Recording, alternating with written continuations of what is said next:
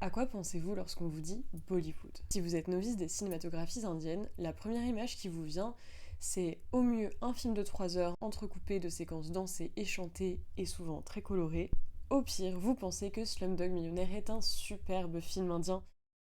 Bon, déjà, dans le second exemple, ce n'est ni un Bollywood ni même un film indien. Et pour le premier cas, il nous reste finalement qu'une image assez restreinte et fantasmée de ce que peut produire l'Inde culturellement, des couleurs et de la danse. Mais ce qui est intéressant avec ces deux cas de figure, c'est que derrière on retrouve la même chose. Une vision stéréotypée, voire orientaliste, de ce que doit ou peut produire Bollywood. En effet, en tant qu'occidentaux, nous avons souvent un regard biaisé sur les cinématographies étrangères, et cela ne s'applique évidemment pas qu'à l'Inde ou à Bollywood. Bollywood serait un cinéma flamboyant, exotique et kitsch. Je pense par exemple à des séries américaines qui vont mettre en scène un épisode spécial Inde ou Bollywood, les deux étant souvent très liés. Que ce soit Shake It Up, si vous avez regardé un peu Disney Channel durant votre adolescence, ou encore aux Simpsons. Puis, il y a eu aussi toutes ces modes sur YouTube où l'on moquait Bollywood et plus généralement les cinémas indiens, ne faisant pas d'ailleurs de différence entre les divers cinémas qui existent en Inde, les montrant comme de mauvais films, kitsch, colorés, absurdes et en opposition complète avec des cinémas américains ou européens qui seraient eux plus inscrits dans une forme de rationalité sérieuse. Pourtant, ce cinéma, Bollywood, peut être vu et apprécié en Occident. Simplement, on aura tendance à en appréhender les films d'une certaine manière, les reléguant toujours à leur dimension exotique et kitsch. D'autant plus que nous avons un accès très limité aux films bollywoodiens, en France en tout cas, et lorsqu'un de ces films sort en France, ça s'adresse bien plus aux diasporas indiennes. Ainsi, les films que nous connaissons ne représentent finalement qu'une infime partie de ce que peut produire Bollywood. Avant tout, petit point de définition. Je vais parler spécifiquement ici de Bollywood.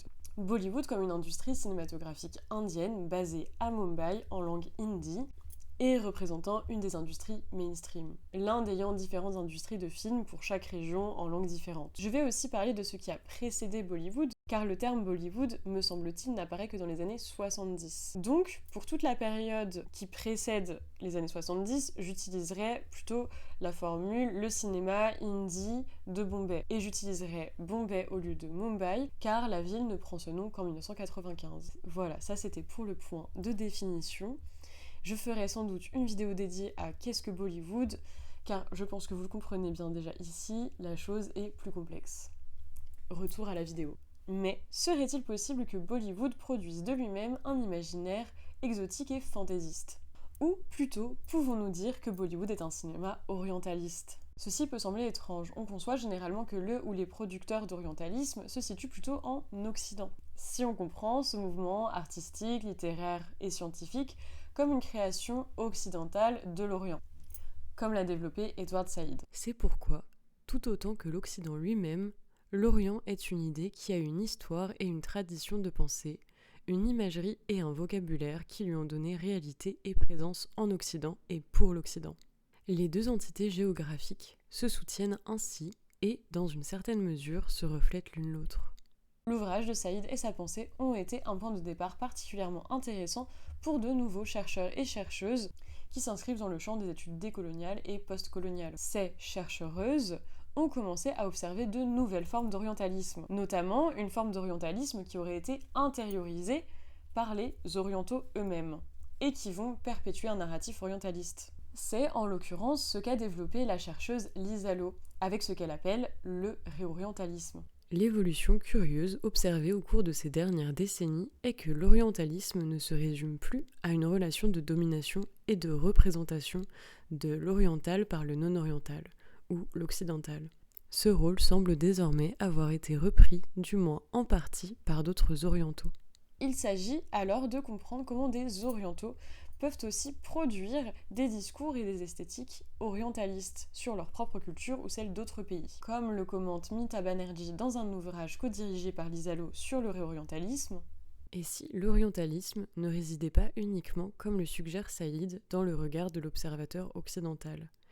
Et si l'orientalisme était fabriqué par l'Orient lui-même? Plus troublant encore, l'orientalisme ne serait-il pas produit non seulement pour l'Occident, dans une démarche critique et hautement stratégique visant à battre l'Occident avec ses propres armes, mais aussi pour un usage interne. En d'autres termes, et si l'Orient croyait à son propre orientalisme? Dans cette vidéo, nous allons donc tâcher de voir en quoi Bollywood est un cinéma qui s'inscrit dans le réorientalisme. Entre 1920 et 1940, un des genres cinématographiques des plus populaires en Inde est sans doute le film de fantasy oriental. Il s'agit de films qui s'inspirent en partie des Mille et une nuits, mais aussi d'un large corpus littéraire persan. Ils sont surtout réalisés dans un but commercial et sont vus comme des films d'évasion. Cela offrait un aperçu d'un monde plus vaste, au-delà du quotidien, nourrissant l'imaginaire de tout le prestige et l'attrait de ces paysages utopiques que le cinéma sait si bien incarner et diffuser. Ces films sont tournés dans des studios aux décors et costumes dont l'artificialité est manifeste, ce qui vient directement projeter le spectateur dans un univers fantaisiste et de contes de fées. Ce qui renforce également cet aspect, c'est l'esthétique orientaliste qu'ils reprennent. Des films de fantaisie et d'aventure mettant en scène rois, princes, princesses et esclaves et puisant dans un univers orientaliste généralisé de l'Orient. Et dont ils puisent leur inspiration dans des films britanniques et américains projetés alors en nombre dans les salles indiennes. Les films de fantaisie orientale étant aussi très populaires en Occident à cette période. Il semble d'ailleurs logique que des élites indiennes anglicisées aient pu complètement adhérer, accepter et intérioriser certains des éléments esthétiques occidentaux et aient pu par la suite les reproduire, notamment dans le contexte colonial dans lequel ces films sont produits. On pourrait d'ailleurs interroger la place du colonialisme dans le cinéma des débuts en Inde, qu'il s'agisse de l'accès aux moyens de production ou dans les scripts développés à cette période. Mais aussi prendre en compte le rapport hiérarchique qui s'est construit entre les esthétiques occidentales par rapport aux esthétiques des différentes cultures indiennes. Mais bien que les films orientals et semi-orientals s'inspirent effectivement de films occidentaux, il ne faut pas les réduire qu'à cette unique inspiration. En bref, ces films ne sont pas seulement des copies de films occidentaux. Il faut aussi rappeler l'importance qu'ont eu les traditions théâtrales parsis et le corpus littéraire indo-persan dans la confection de ces films. Dès ses débuts, le cinéma de Bombay a été façonné sous l'influence du théâtre parsi, par la culture islamique, la langue ourdou, les histoires d'amour persanes de Leila et Majnun, ainsi que de Shirin et Farhad, les formes poétiques telles que les ghazals et les masnavis, et les traditions musicales comme les nazms et les qawwali. De sorte que parfois, la mise en scène de ces traditions artistiques au cinéma peut prendre un autre sens. En effet, cet orientalisme peut être une manière de réaffirmer son identité ainsi que de renverser le rapport de domination. Ici, on pourrait donc parler de réorientalisme, comme l'explique Lisa Lo. Les pratiques discursives et les stratégies rhétoriques du réorientalisme constituent souvent des lieux de subversion où les significations sont en perpétuel mouvement. À savoir que ces éléments orientalistes peuvent avoir différents objectifs. Ils peuvent venir interroger une certaine norme ou une hiérarchie, s'en moquer ou encore réinvestir tout un champ culturel. Les films orientals pouvaient donc être des espaces de réappropriation et d'incarnation des cultures dites islamicates, dans la mesure où ces films, en mobilisant des thèmes indiens, venaient revaloriser ces cultures en opposition à la culture britannique. Au-delà de ça, ce que nous montre l'importante place que prennent ces films dans la production indienne de l'époque, c'est sa grande diversité culturelle. Et nous permet aussi de venir nuancer le narratif d'un cinéma indien qui ne serait par essence que hindou. Ainsi, des éléments orientalistes peuvent être mobilisés dans plusieurs sens. C'est notamment le cas pour les films historiques islamicates ou historical muslim, en particulier post-indépendance. Ces œuvres historiques offraient des images de gloire qui, dans un contexte colonial, pouvaient servir de manière allégorique à affirmer sa propre valeur et son mérite.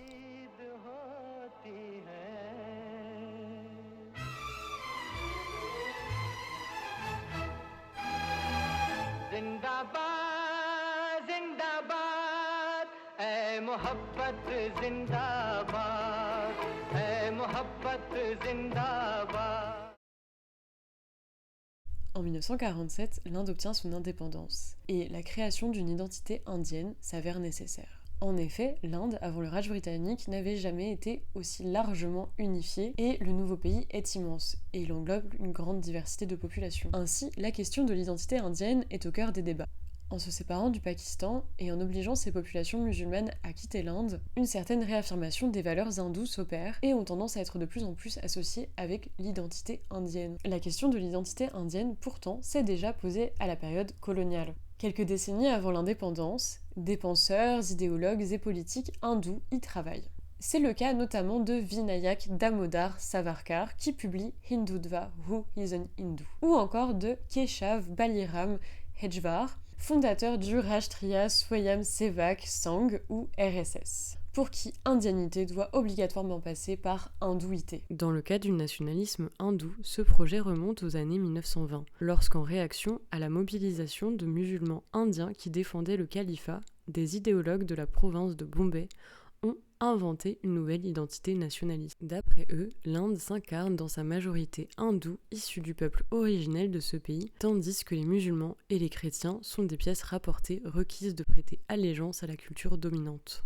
L'Hindutva tend par ailleurs à uniformiser l'hindouisme, qui s'incarne de manière diverse dans les différentes régions indiennes, et en vient à devenir une forme de monothéisme. Et ça, pour Anustu Basu, il s'agit d'une forme d'orientalisme. L'émergence d'un monothéisme politique hindou, par ses détours intellectuels et sa finalité même, c'est-à-dire l'uniformisation d'un corpus religieux polymorphe et polytextuel, est une opération orientaliste, au sens que lui a conféré Saïd. En écrasant, voire en niant les différentes incarnations sociales, ethniques et géographiques des pratiques concrètes et locales de la religion hindoue, les partisans et idéologues de l'Hindutva se livrent à l'adresse des hindous à la même opération intellectuelle que les occidentaux à celle des orientaux. Il s'agit de les aborder comme un tout homogène en niant leur singularité. Ces problématiques identitaires, on les retrouve évidemment au cinéma, et notamment dans les cinémas populaires. Le cinéma hindi de Bombay devient donc un des acteurs clés dans la modélisation de l'identité indienne. Le cinéma hindi de 1947 à 1960, ce qu'on appelle généralement l'âge d'or, est profondément traversé par ces problématiques sociétales qui font écho au contexte indien d'alors. Inégalité, pauvreté, éducation, droits des femmes, vivre ensemble. Ce sont aussi des films dans lesquels une certaine fierté nationale indienne se dessine. L'indianité y est donc chantée, dansée et mise en scène dans de superbes séquences.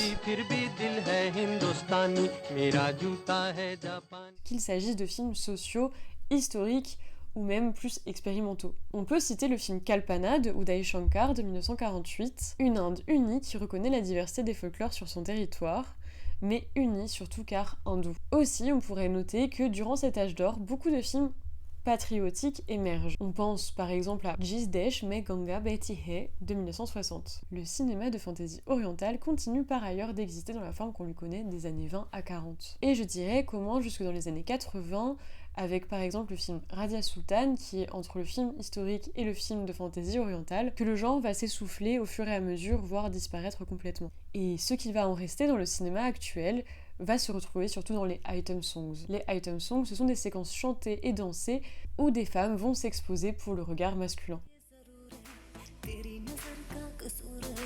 Il faut aussi préciser ici que l'orientalisme à Bollywood n'est pas seulement centré sur l'islam ou sur les cultures islamiques. Cela peut être aussi le cas pour d'autres pays d'Asie, par exemple la Chine.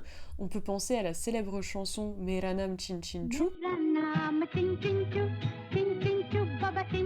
ou encore plus récemment en 2009 avec le film Chandni Chowk to China. Cet orientalisme a pu aussi être exacerbé par la mode des films touristiques. Je pense notamment au Japon avec le film Love in Tokyo en 1966.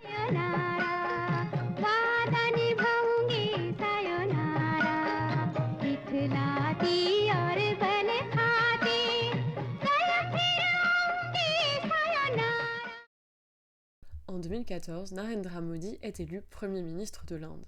Il représente le BJP, parti d'extrême droite, nationaliste et pro-hindou, et dont le programme se base sur l'Hindutva et le RSS. Depuis son élection, on constate que l'idéologie pro-Hindutva est largement acquise en Inde, notamment dans le Nord, qui s'accompagne d'une hostilité de plus en plus virulente à l'égard des minorités non-hindoues et particulièrement des communautés musulmanes. Comme l'explique Christophe Jaffrelot dans L'Inde de Modi, ce qui a vraiment changé en Inde depuis 2014, c'est d'ailleurs la place des minorités, reléguées au second plan au nom d'un nationalisme hindou, où Modi puise une grande part de sa popularité. Et ce glissement à l'extrême droite, Bollywood en est un des témoins majeurs. En effet, depuis quelques années, Bollywood produit en masse des films que beaucoup qualifient de propagande, ou du moins dont on peut dire qu'ils reprennent largement le narratif du BJP et de l'hindouisme politique, dans les thématiques qu'ils abordent. Dès lors, un renouveau de l'orientalisme et du réorientalisme s'opère dans le cinéma contemporain de Bollywood, accompagnant l'intolérance grandissante en Inde, surtout lorsqu'elle vise les musulmans. Les films et les réseaux sociaux ont notamment adjoint à celui-ci l'hindouisme politique de composantes importantes. La personnification du pouvoir, culte du chef, et la rhétorique populiste, entendue au sens de communication désintermédiée et autodéfinie comme alternative au système dominant. Ainsi, ces films bollywoodiens visent précisément à imposer une image négative des musulmans, qui se retrouvent en opposition au modèle positif hindou. Ces modèles sont souvent blancs, masculins, ont des corps forts et appartiennent souvent à des castes supérieures. Et ça, on le voit notamment dans le regain qu'il y a pour les films dévotionnels. Je pense notamment à Brahmrashtra, partie 1, ou encore les nombreuses adaptations du Ramayana. Mais ça se retrouve également dans des films historiques où vont être mis en scène des proto-modern Hindu freedom fighters, pour reprendre l'expression de Anustop Basu.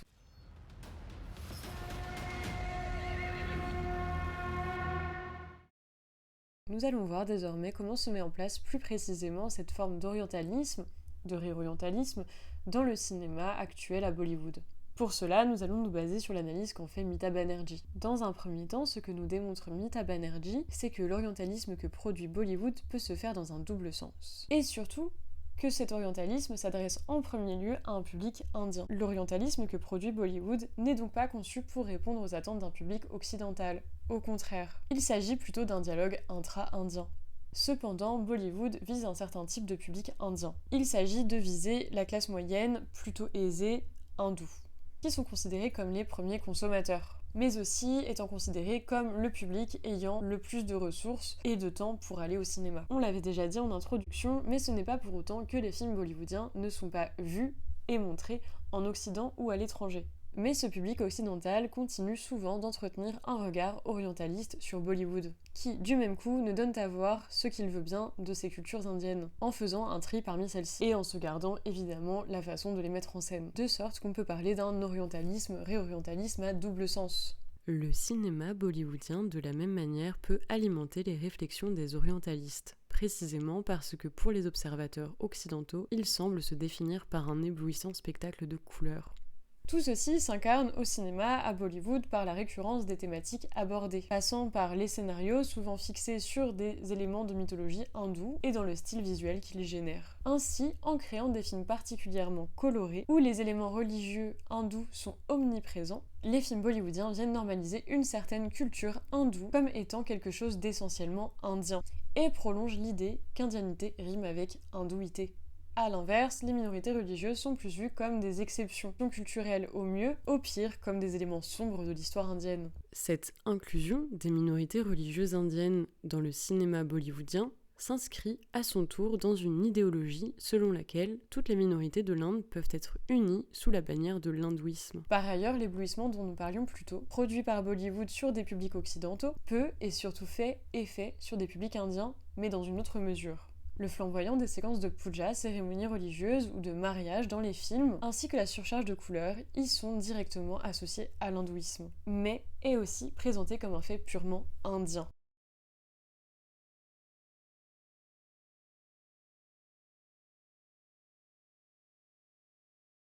Alors, quand il s'agit de représenter les cultures musulmanes, Bollywood perd de ses couleurs. Sauf le vert, qui devient prédominant, vu comme la couleur de l'islam. Coucou The Kerala Stories. Aussi, l'aspect monumental et chatoyant qu'on a pu retrouver dans les séquences de puja est, à l'inverse, bien plus atténué dans les séquences de cérémonies islamiques. Et ces cérémonies ont un aspect alors plus intimiste, plus discret, ou alors, carrément à l'inverse, plus barbare et violente. Le manque de couleurs, pour Mita Banerjee, est alors associé à l'islam dans les films bollywoodiens et permet de renforcer l'opposition visuelle forte entre le lumineux hindou et le sombre musulman. On peut conclure ici que Bollywood produit un imaginaire orientalisant, dans la mesure où l'on retrouve une uniformisation de l'hindouisme, ce qui rejoint parfaitement ce qu'expliquait Anustop Basu à propos de l'hindouisme politique. On peut également dire que la façon dont ces films représentent les populations musulmanes, comme un autre qui par essence n'aurait rien à voir avec l'Inde et l'indianité, revient à une forme d'orientalisation. Au-delà des représentations que Bollywood fait de l'islam, l'orientalisme, on l'avait déjà vu un peu plus tôt dans la première partie, peut s'appliquer à d'autres éléments, comme par exemple dans les séquences musicales des item songs. Et ces séquences font que Bollywood peut aussi apparaître au regard d'un public occidental comme un spectacle purement exotique. Quant au public indien, il s'agit de présenter un discours normatif. Et pour illustrer ce dont parle Mita Banerjee, je trouve qu'un des exemples les plus parlants, c'est celui de Sanjay Leela Bhansali. Pour comprendre en quoi Sanjay Leela Bhansali a pu produire une œuvre que l'on peut qualifier d'orientaliste et de réorientaliste, je vais m'intéresser dans un premier temps à voir comment ces œuvres sont reçues et perçues en Occident, puis en Inde. Ainsi, nous allons voir, avec ces deux approches, quelles dynamiques sous-tendent le cinéma de Bhansali. Car s'il y a bien un truc qu'on peut dire avec les films de Bhansali, c'est qu'ils sont autant appréciés en Occident qu'en Inde. Dans un premier temps, il me semble que le cinéma de Sanjay Leela Bhansali ne nous chamboule pas trop dans nos attentes en tant qu'occidentaux. En effet, le schéma narratif reste assez classique, et quant à la forme du film, c'est pareil. Ainsi, ce n'est pas trop déconcertant pour une audience non indienne. Bien sûr, il conserve des éléments qu'on pourrait dire indiens, mais ce que je veux dire par ici, c'est qu'on n'est pas trop bousculé face aux codes qu'il mobilise dans ses films. Et les spectateurs occidentaux vont trouver ce qu'ils attendent d'un film bollywoodien, en somme. Du moins, ce qu'ils pensent que ça peut être. À savoir, un long film mélodramatique, entrecoupé de musique et de danse, flamboyantes et colorées. Dans un univers aussi somptueux et ravissant comme sait les faire Sanjay Leela Bhansali. D'autant plus que les films de Sanjay Leela Bhansali prennent souvent place dans des périodes historiques qui nous ramènent à une image assez fantasmée d'une Inde qui n'aurait pas bougé et que, en tant qu'occidentaux, on se plaît à regarder. En effet, ces films conservent une image d'une Inde éternelle, une image passéiste de l'Inde, encore une fois flamboyante, qui vient figer ce pays dans un idéal homogène et orientalisant. L'orientalisme et le réorientalisme que déploie Sanjay Leela Bhansali dans ses films ne s'attachent pas simplement au décor ou aux effets esthétiques. Cela passe aussi par la création de personnages archétypaux. En effet, pour Anushtup Basu, le film Padmavat reprend et crée un univers orientalisant, notamment en créant le personnage de Khilji. Padmavat, film historique de Bollywood réalisé par Sanjay Leela Bhansali en 2018, s'inscrit dans un climat médiatique et informationnel plus large. Empreint de fierté hindoue contemporaine et d'islamophobie, il puise dans des sentiments de défiance et des stéréotypes ethnologiques largement relayés autour de la figure du musulman. Ce faisant, le film élabore un prisme orientaliste à double bascule pour appréhender la perception raciale. D'un côté, un passé hindou, arien et glorieux, de l'autre, une sombre parenthèse de domination islamique en Inde, marquée par une pathologie qualifiée de sémitique et turco-arabe. L'œuvre participe d'un projet nationaliste hindou global visant à bâtir une mémoire morale par opposition à l'histoire, à l'ère de l'image numérique, une technologie capable non seulement de réinventer le passé, mais aussi d'en remodeler la texture et la trame, conférant aux représentations de ce passé hindou, révolu et glorieux, un caractère non seulement inédit, mais aussi tactile et sensuel. La question pour la réception des films de Sanjay Leela Bhansali en Inde est un peu plus complexe. Beaucoup des films de Sanjay Leela Bhansali ont été la cible de controverses. Qu'il s'agisse de Padmavat, encore lui, Gangubai ou même Ramlila. Et bien que ces films soient controversés, voire attaqués, il ne reste pas moins que lorsqu'on prend du recul sur son œuvre, on se rend compte que ces films conservent en eux le narratif pro-hindou et nationaliste. Et en ça, s'inscrit en résonance du BJP. Bon, il y a les controverses, mais cependant, ces films sont plutôt appréciés par la critique en Inde et ont été à de nombreuses reprises récompensés. Pour aller encore plus loin, nous parlions d'esthétique reçue en Occident, nous allons voir maintenant comment ces esthétiques sont envisagées en Inde. Nous l'avons déjà dit, ces films sont des films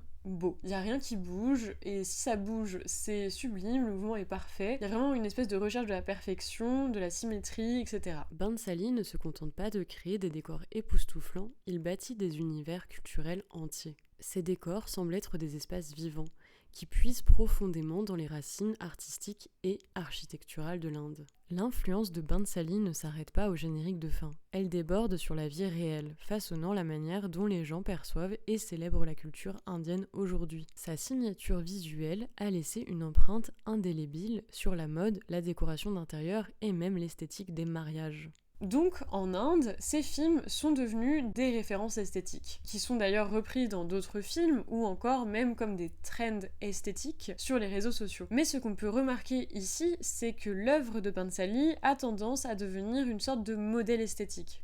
En cela, on peut dire, je pense, qu'il a su créer une norme esthétique et que cette norme esthétique tend à associer puis à uniformiser différentes esthétiques qui portent en elles, par ailleurs, différentes histoires et significations pour désormais façonner un modèle indien, ainsi que de transmettre l'idée d'une Inde immuable, et en cela, on peut dire que l'œuvre de Bhansali est profondément orientaliste. Ainsi, ce double orientalisme-réorientalisme dont parlait Banerjee, de ce double même dazzle, de ce double éblouissement, on voit que l'audience indienne est également éblouie par tant de technicité, de beauté. Ainsi, les films de Sanjay Leela Bhansali deviennent une sorte de fierté nationale, qui doit représenter l'Inde flamboyante et son passé somptueux. Il vient dessiner ce qui est désirable ou non pour l'Inde. D'abord dans ce qu'il a d'esthétique, ensuite dans son idéologie. Pourtant, Sanjay Leela Bhansali n'a rien inventé. Moi, j'ai plus envie de parler d'un assemblage, d'une sorte de patchwork de différentes choses préexistantes dans le cinéma indien. तुम्हारे पास तो पारो है, पारो की यादें हैं।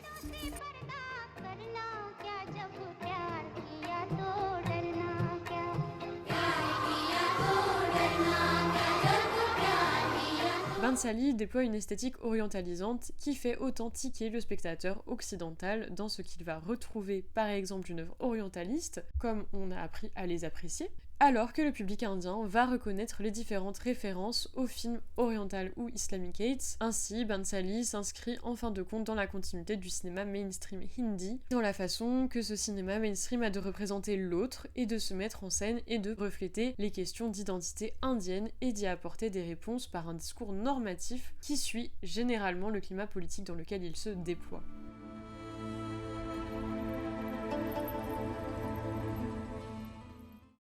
On le voit, Bollywood peut produire de l'orientalisme et du réorientalisme, et ce depuis longtemps, puisqu'il existait déjà dans les années 1920 et 1940 des films de fantasy orientale, et le cinéma bollywoodien contemporain s'inscrit dans cette continuité. Cependant, on constate qu'avec la montée de l'extrême droite pro-hindoue et nationaliste en Inde, et notamment depuis l'arrivée de Narendra Modi au pouvoir, un renouveau orientaliste et réorientaliste vise à imposer un narratif hindou comme une norme. Là où une vision négative des minorités non hindoues et particulièrement musulmanes s'élabore. Et ce n'est pas près de s'arrêter, notamment après le succès de Dhurandhar partie 1 et partie 2. Pourtant, Bollywood n'est pas la seule industrie cinématographique indienne à reprendre ce narratif et ses esthétiques. On peut par exemple penser à Tollywood, cinéma en langue telugu, avec des films comme Bahubali de S.S. Rajamouli ou encore plus récemment au film Tandel sorti en 2025 réalisé par Chandu Mondeti. Mais le réorientalisme peut aller plus loin que les simples représentations et peut être également relatif au mode de production des films et donner corps d'ailleurs à d'autres formes narratives et esthétiques qui se détachent de celles proposées par Bollywood. Ça peut être le cas par exemple de certains films d'auteurs indiens. Films d'auteurs indiens souvent plus appréciés par les cinéphiles occidentaux, qui mettent en scène par exemple des portraits de femmes fortes dont les droits sont bafoués par la société patriarcale indienne, ou encore des films sur les inégalités de caste, de classe et de richesse. Ces films d'auteurs sont souvent rendus possibles grâce à des coproductions internationales et reposent souvent sur des collaborations avec des pays de l'Occident, et souvent pour l'Occident. Je pense notamment à des films comme All We Imagine As Light, Shadowbox ou Massan. Pour ce dernier, 2 Françaises avaient participé à la production du film. Voici ce qu'elles racontent de leur expérience en tant que productrice d'un film indien dans un article de Télérama sorti en 2014. Ce qui nous a frappé, explique Mélita Toscan-Duplantier, c'est l'universalité du sujet. L'Inde exacerbe des situations rencontrées dans d'autres pays, que ce soit la situation des femmes ou la fracture sociale, due aussi bien à des castes qu'à des classes. Marie-Jeanne Pascal reprend « On a essayé d'influencer le film par le dialogue. Niraj, le réalisateur, n'avait pas toujours le sens de l'ellipse. Il y avait des scènes trop explicatives qui correspondent au mode de pensée indien. Moins direct que le nôtre !» Putain, on lui a dit de penser au destin international de son film parce qu'en Inde, il n'aura qu'une petite sortie. Ce qu'on voit ici, c'est que les 2 productrices françaises ont voulu poser leur vision et corriger le mode de pensée indien de la réalisation du film de Niraj Gaiwan. Et comment le message universel, que seul l'arrière-plan d'un contexte indien peut exacerber, continue de maintenir une certaine vision de l'Inde auprès d'un public occidental. Mais aussi de maintenir une certaine ascendance de pays occidentaux sur le cinéma en Inde. Et d'ailleurs, ça ne s'applique pas qu'à l'Inde. En France, par exemple, on a l'aide au cinéma du monde proposée par le CNC. Et je crois que ces exemples expriment bien ce que je tente d'expliquer sur l'orientalisme et le réorientalisme ici. Et comment les coproductions internationales, dans le cas de l'Inde, sont le prolongement de dynamiques néocoloniales. Lisa Lowe explique d'ailleurs. Le cinéma et les médias reposent sur une collaboration entre les puissances occidentales et des orientaux issus de l'élite. Un nouveau partenariat de réorientalisation qui perpétue la cohérence interne de l'orientalisme. Puisse-t-il s'agir de la réponse émancipatrice et subversive des orientaux qui conçoivent délibérément des œuvres destinées à une consommation facile? Fut-elle peu nourrissante en réaction au fait d'être applaudie et portée au nu, non pour la valeur intrinsèque de leur art, mais pour l'art de la culpabilité post-coloniale? Ainsi, il apparaît qu'on apprécie un film indien ou bollywoodien, en l'occurrence, en tant que public occidental, que pour ce qu'on en attend et pas pour lui-même. Le tout renforcé par des dynamiques économiques relatives au marché du cinéma indien et international. En réalité, le marché et ses aspirations orientalistes et néo-orientalistes à une représentation de l'Orient comme véritablement différent font en sorte que certains récits se vendent tandis que d'autres non. Le problème est donc celui d'un texte post-colonial donné qui répond aux désirs d'un public occidental. Voilà, c'était la première vidéo de cette chaîne YouTube. J'espère que le sujet vous aura plu, vous aura intéressé. D'autres choses arrivent sur cette chaîne prochainement. Si ça vous a plu, n'hésitez pas à liker, commenter, partager, bref, rendez cette chaîne visible. Et moi, je vais vous laisser ici et je vous dis à très bientôt. Picture अभी बाकी है मेरे दोस्त, पिक्चर अभी बाकी है